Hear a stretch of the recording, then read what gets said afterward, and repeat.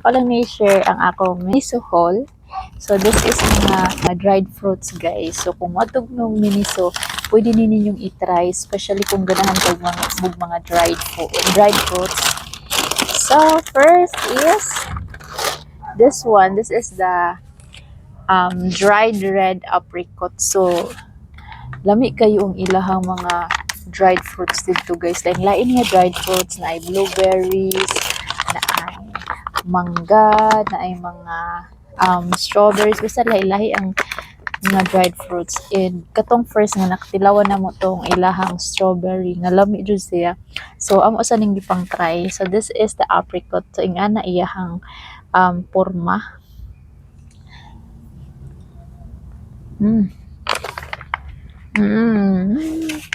Ito siya.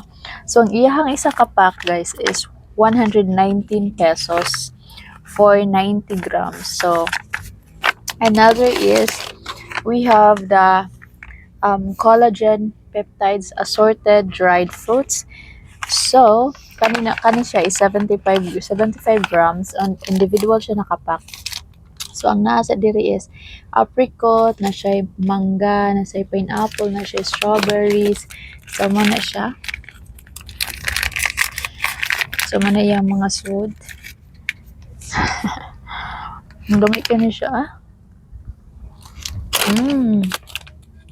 Next is kaning ilahang dried yellow peach.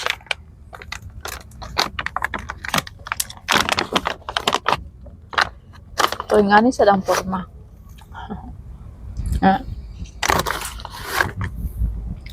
Oh, diba?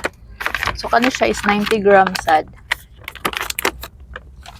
And last is ang strawberry. So di na nako siya mapakita ang sod guys. Is nahurot na kay ganiha while naglakaw mi dito sa SM.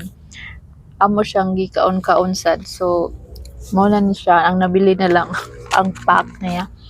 So 80 grams na siya. Lami kay ni ang strawberries. Kung favorite ninyo mga dried fruits guys, adto mos Miniso, daghan kay magmakapilian dito. I-try ninyo. Bye.